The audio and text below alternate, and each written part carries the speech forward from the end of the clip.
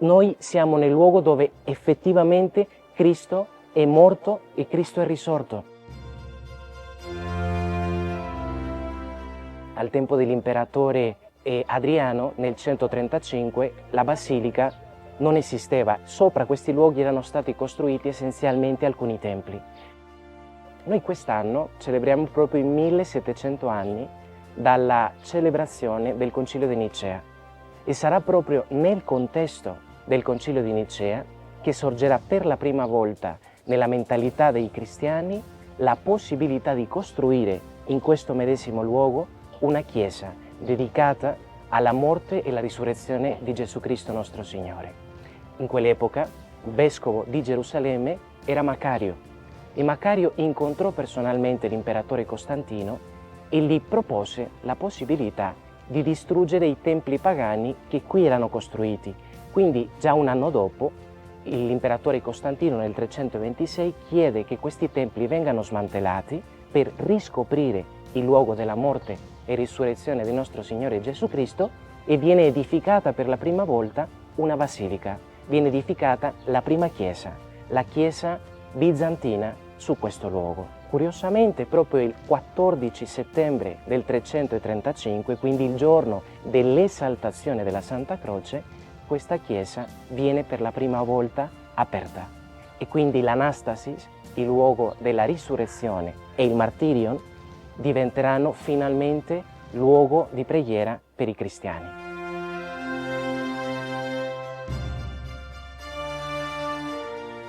Questo è il primo inizio di questa basilica, una basilica che rimarrà in piedi totalmente fino al 1009. Sappiamo già che nel 614, con Cosroe II, i persiani invadono Gerusalemme e quindi la basilica viene parzialmente danneggiata.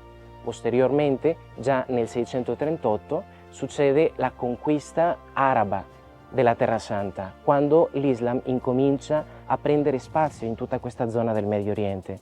Ed è pertanto che arriva il califfo Omar, che a differenza dei persiani rispetterà totalmente la Chiesa, non entrerà dentro della Chiesa a pregare perché non vorrà che questo segno significhi che questa Chiesa debba diventare moschea, e i cristiani verranno rispettati e anche il culto all'interno di questa basilica, il culto cristiano verrà rispettato.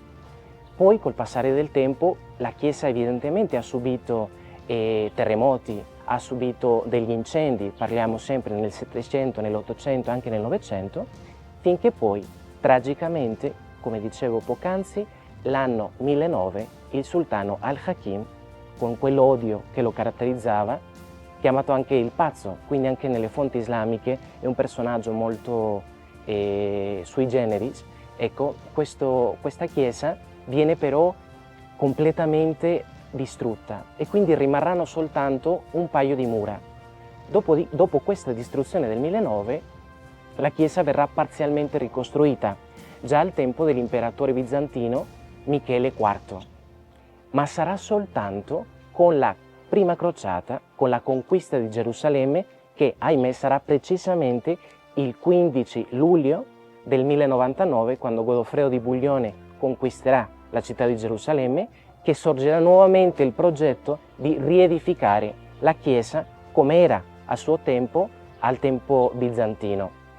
Tuttavia questa costruzione si prolungherà, non sarà una costruzione facile e pertanto la costruzione incomincia sì nel 1099, ma concluderà totalmente proprio 50 anni dopo. Ed è proprio questa data, del 15 luglio del 1149, la data che noi oggi celebriamo. Sarà proprio questo giorno la Chiesa Universale dedicherà nuovamente, e quindi parliamo di una dedicazione crociata della Basilica del Santo Sepolcro, una festa di cui proprio quest'anno facciamo 876 anni.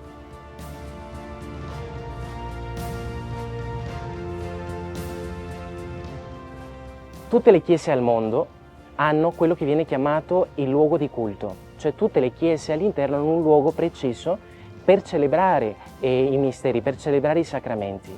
Le basiliche, le chiese della Terra Santa hanno un particolare. Queste chiese non solo hanno il luogo di culto, ma hanno anche il luogo sacro.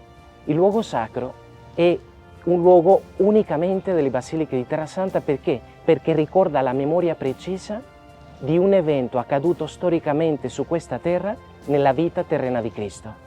E quindi pellegrinare in questo luogo, pellegrinare nella Basilica del Santo Sepolcro, il pellegrino significa straniero, forestiero, colui che viene da fuori, pellegrinare in questo luogo significa proprio attingere il hic della salvezza.